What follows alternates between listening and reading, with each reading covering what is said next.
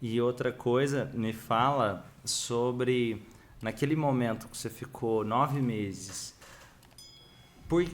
o que que fez você continuar, vou colocar aqui, buscando fazer dar certo, mesmo nos primeiros 9 meses ainda não vendo o resultado? O que que você acredita? Eu acho que o não me conformar de que eu ia voltar para uma realidade que para mim não fazia mais sentido. Então, para mim não fazia mais sentido, não importa quanto resultado eu gere, eu tinha que bater ponto de entrada, bater ponto de saída. Se eu tinha um evento, se eu tinha um médico, eu tinha que pedir pelo amor de Deus para me liberarem para sair. Então essa realidade não fazia mais sentido. Então eu entendi que eu tinha duas dores para escolher: ou a dor de seguir e no custo que estava naquele momento, ou a dor de voltar. E a dor de voltar naquele momento era muito mais pesado para mim. Ainda que eu cogitasse às vezes voltar, mas eu mandava currículo torcendo para não me chamarem, era mais ou menos assim. Então acho que quando o voltar se torna uma coisa inconcebível, é quando a gente fala, não, eu tenho que fazer dar certo. Mesmo que demore, mesmo que não seja na velocidade que eu quero, mesmo que me exija certas coisas, o voltar não se torna mais uma opção. E me fala também sobre como você busca organizar a sua rotina no dia a dia.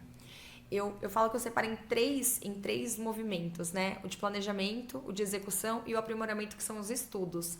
Então eu tenho um momento em que eu paro e literalmente monto a agenda e eu fecho os blocos da minha agenda com objetivos. Então, eu vou atender cliente, eu não atendo cada um num dia, num horário diferente, porque isso me gastaria muita energia. Então eu centralizo tarefas parecidas nos mesmos dias. Sempre olho se eu não estou com muito mais atendimento do que, por exemplo, prospecção, porque uma hora não vai fechar a conta, né? Então eu vou tentando ter esse equilíbrio. E coloco esses períodos de aprimoramento, que é onde eu gosto, é onde eu desfruto, mas também é um cuidado, porque senão eu fico só nesse lugar, né? Então, para mim, tem que ter esse momento de você sentar e planejar. Eu tenho muita clareza de quanto tempo por dia eu quero dedicar para o meu negócio, e não são hoje não é mais só horas específicas, mas que tipo de resultado que eu quero naquela semana para o meu negócio, naquele mês para o meu negócio. E isso faz com que eu vou me organizando dentro disso.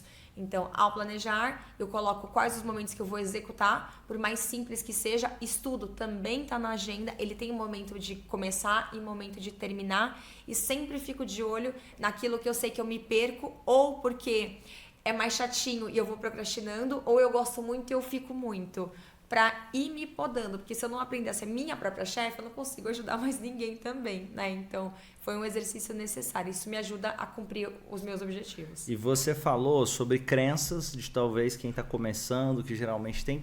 Quais crenças geralmente você percebe em comum dessas pessoas que estão mais começando? Tem uma questão muito forte com o que eu ajudo, eu não posso cobrar, principalmente se vem uma galera do desenvolvimento pessoal. Como eu ajudo as pessoas, isso eu não poderia cobrar por isso. Achar que é muito caro e ninguém vai comprar. É muito caro, ninguém vai pagar isso. E às vezes isso muito pautado em pessoas próximas. A crença de eu não sirvo para venda é muito frequente. Nesse momento eu estou até fazendo um desafio de 15 dias sobre vendas com dois grupos, um deles específicos com terapeutas e o outro tem um pouquinho de tudo ali, de outras linhas de empreendedores, e o que eles mais trazem é isso, essa sensação de eu não sirvo para vender, o vendedor é chato, se eu tentar vender eu vou ser insistente. E se a gente não entende que a venda é esse processo somente de troca, ela não funciona. Mas venda é um processo, na verdade, de autoestima. Eu preciso acreditar no que eu faço, eu preciso acreditar em quem eu sou e que eu posso transformar a vida do outro. Então, acho que, principalmente relacionado a vendas, a dinheiro, coisas que eu vi, às vezes, na infância, aparece muito. Me falavam que eu não servia para isso. Me falavam que o vender significa que você tá sem dinheiro. Falei, que doideira, né? Imagina se Flávio Augusto pensasse isso, né? Que vender significa que ele tava sem dinheiro. Então, vem muito por esse caminho. Eu acho que isso não é para mim, eu não tenho capacidade para isso. Muitas questões relacionadas ao merecimento, a quem a pessoa é. Então, acho que o desenvolvimento pessoal ele é maravilhoso aqui, porque essa pessoa sabe quem ela é.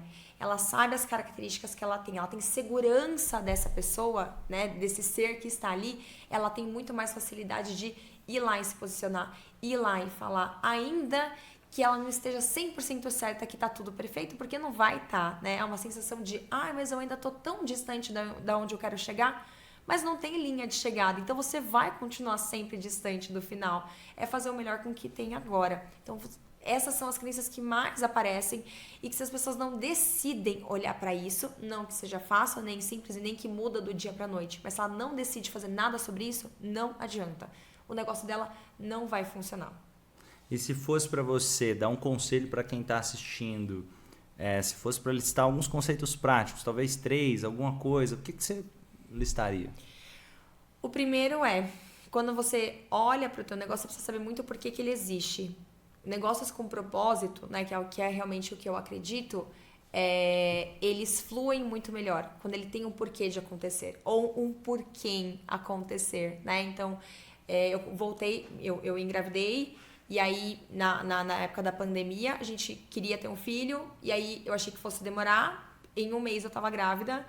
E aí ele nasceu bem assim, no meião ali da pandemia. E com 2 meses eu voltei a trabalhar. Então era super exaustivo, um bebê recém-nascido ali, né? Mas eu tinha muita certeza que eu lutava por ele, pelo meu esposo e pelas pessoas que eu sabia que podiam ser impactadas pelo meu negócio. Então, se você tem essa certeza de por quem você faz e que seja pela própria pessoa mesmo, o processo fica muito mais leve. O não insistir em querer seguir sozinho é muito mais difícil, muito mais complicado. Tem gente que fala às vezes assim, eu vou... Uma amiga até falou isso, achei muito maravilhoso, que ela falou assim, as pessoas falam assim, eu vou primeiro me organizar, depois eu volto. É como você virar para o médico e falar assim, eu vou primeiro me curar, depois eu volto para tua consulta. Não faz sentido, você precisa do médico para você resolver o problema. Você precisa de alguém que auxilie ele. Então não adianta tentar fazer sozinho, porque vai ser muito mais custoso, muito mais difícil. Então o pedir ajuda. E esse pedir ajuda, não só dentro, né? Mas entender que às vezes as pessoas que mais te amam não vão entender o que você está fazendo. Mas se o sonho é da pessoa, é o objetivo dela correr atrás. E não ficar querendo... A gente tem essa questão de pertencimento e de aprovação, né? Só que a aprovação só vai vir quando vier resultado, não tem como.